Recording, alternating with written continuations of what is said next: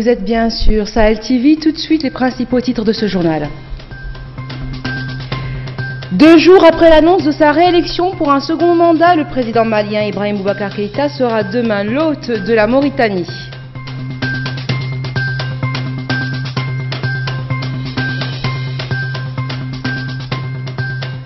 Un forum des ulama et imams appelle les candidats aux prochaines échéances électorales à éviter le communautarisme. Le chef de la diplomatie française a appelé les Maliens à l'union et à la réconciliation nationale face au défi du terrorisme après la réélection du président Ibrahim Boubacar Keïta. Mesdames et messieurs, bonsoir. Pour son premier déplacement hors de son pays après sa réélection, Ibrahim Boubacar Keïta sera demain à Nouakchott. Le chef de l'État du Mali et son homologue mauritanien discuteront des voies et moyens de renforcer la coopération entre leurs deux pays dans le cadre des échanges bilatéraux et sécuritaires. Un récit de Sid Ahmed Belilatou. Le président malien Ibrahim Boubacar Keïta est attendu demain, 23 août 2018, à Nouakchott. Il s'agit de la première visite du président malien à l'étranger après sa réélection pour un second mandat. Cette visite d'Ibeka en Mauritanie réchauffera la coopération séculaire entre les deux pays engagés dans plusieurs institutions régionales et sous-régionales. Les deux chefs d'État avaient toujours affiché leur solidarité et insisté sur la nécessité de renforcer et intensifier leur coopération bilatérale sécuritaire. L'autre but aussi de cette visite est de remercier le président Mohamed Abdelaziz pour son soutien indéfectible au peuple malien et de lui exprimer sa grande satisfaction de l'aide sécuritaire apportée par la Mauritanie tout au long de l'organisation des 2 tours de l'élection présidentielle. Une aide, selon les observateurs, qui a permis aux autorités maliennes d'organiser le scrutin dans un climat de paix.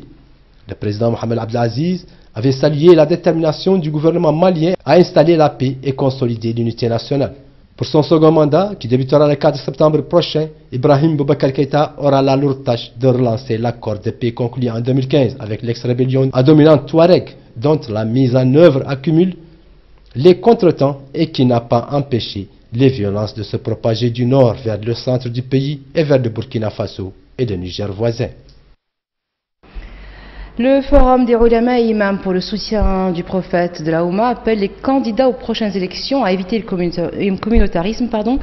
Il les exhorte également à bannir la fraude. Et de leur côté, l'association des ulama de Mauritanie et la Ligue nationale des imams invitent elle aussi les candidats à se conformer aux principes de l'islam et à œuvrer pour l'unité et la cohésion du peuple mauritanien dans son ensemble. Le président de la République, Mohamed Abdelaziz, se rendra le week-end prochain à Laayoune et à Alag. Au cours de ce périple, il tiendra des réunions avec les acteurs politiques dans ces capitales des wilayas du Hawd al-Gharbi et du Barakna. Lors de son dernier voyage au Hawd al-Sharqi et en Asaba, Abdelaziz avait tenu des réunions avec des cadres, des notables et des habitants de ces wilayas. C'est récidibé. C'était il y a quelques jours avant le lancement officiel de la campagne électorale. Le président de la République, Mohamed Abdelaziz, était en visite en Asaba et dans le Hawd al-Sharqi. Mohamed Abdelaziz avait mis à profit sa visite dans ces 2 wilayas pour exhorter les populations à voter massivement en faveur de la préservation des acquis. La ferveur de l'accueil et l'enthousiasme qui ont caractérisé la mobilisation des populations ont assurément séduit le chef de l'État. Ainsi, à partir de samedi, le président de la République entamera, selon de sources dignes de foi, une tournée qui le mènera dans les autres capitales régionales. Ces visites seront taillées dans le même moule que les précédentes, notamment au Hawd al-Sharqi et en Asaba. Les élections législatives, municipales et régionales sont le véritable enjeu de ces élections. Le président de la République multipliera les réunions et sera en contact avec les populations pour les convaincre à voter pour l'Union pour la République l'UPR. Un choix qu'il va justifier par la préservation des acquis, notamment dans les domaines de la sécurité, de la santé, de la diplomatie et de la lutte contre la corruption, pour ne citer que cela. Nouadhibou sera, dit-on, la dernière étape de cette tournée. Le président de la République va ainsi mobiliser les cadres sympathisants et adhérents de l'UPR pour contrer les assauts de l'opposition, une opposition qui de plus en plus s'évertue à croiser le fer avec la majorité présidentielle en misant sur sa nouvelle stratégie basée sur la coalition afin de peser lourd sur la balance. La Commission électorale nationale indépendante accueillera demain dans un restaurant de Nouakchott les représentants des partis politiques participant aux élections législatives, régionales et municipales qui sont prévues pour le 1er septembre prochain. Et donc, ils seront accueillis pour une réunion de concertation. La CENI fera un compte-rendu à ses invités de la situation de la première semaine de la campagne, ouverte le 17 août dernier, mais aussi de l'état d'avancement des bulletins de vote. À l'occasion de la fête religieuse de l'Eid el-Kbir, le roi du Maroc, Mohamed VI, a gracié 188 personnes liées au mouvement de contestation sociale Hirak, condamné en fin juin dernier. Dans un premier temps, le Conseil national des droits de l'homme avait fait état de 11 grâces pour des militants purgeant des peines de 2 ans à 3 ans de prison à Casablanca après leur condamnation fin juin au terme du procès fleuve des meneurs du mouvement Hirak qui a agité la région du Rif au nord du pays en 2016-2017. Les autres grâces concernent des personnes condamnées en lien avec les manifestations qui ont agité cette région défavorisée pendant plusieurs mois, avec des sentences qui ont été prononcées par les tribunaux de Nador et de Hoceima. En exil à Doha au Qatar, Karim Wade, le futur candidat du Parti démocratique sénégalais, le PDS, dénonce une tentative de coup d'État électoral de la part du régime pour accentuer la pression sur le gouvernement. Son entourage explique que ce message au peuple sénégalais montre que Karim Wade est plus que jamais déterminé à être candidat à l'élection présidentielle, même si son inscription sur les listes électorales a été rejetée par les autorités. Il signe d'ailleurs pour la première fois sa lettre en tant que candidat du peuple, une façon pour lui d'affirmer que sa candidature est légitime auprès des Sénégalais. Le chef de la diplomatie française, Jean-Yves Le Drian, a appelé les Maliens à l'union et à la réconciliation nationale face au défi du terrorisme après la réélection du président Ibrahim Boubacar Keïta.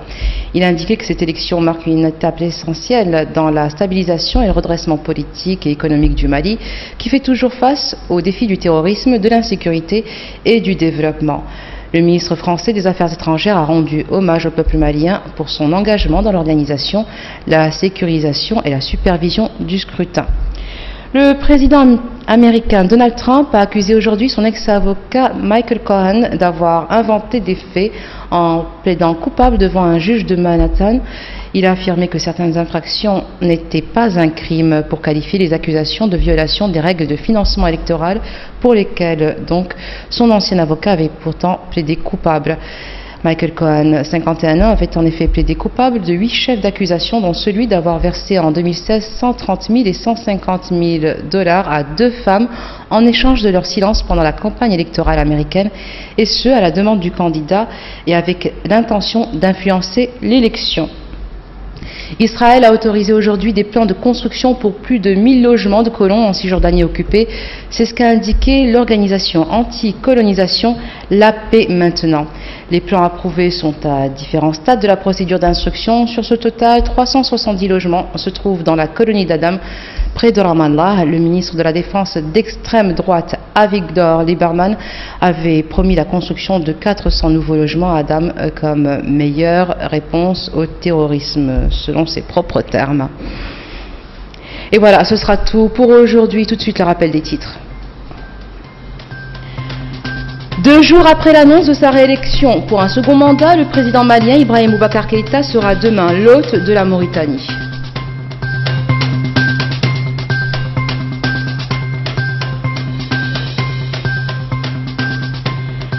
Un forum des ulama et imams appelle les candidats aux prochaines échéances électorales à éviter le communautarisme. Le chef de la diplomatie française a appelé les Maliens à l'union et à la réconciliation nationale face au défi du terrorisme après la réélection du président Ibrahim Boubacar Keïta. Merci d'être resté avec nous. Excellente fin de soirée sur Sahel TV.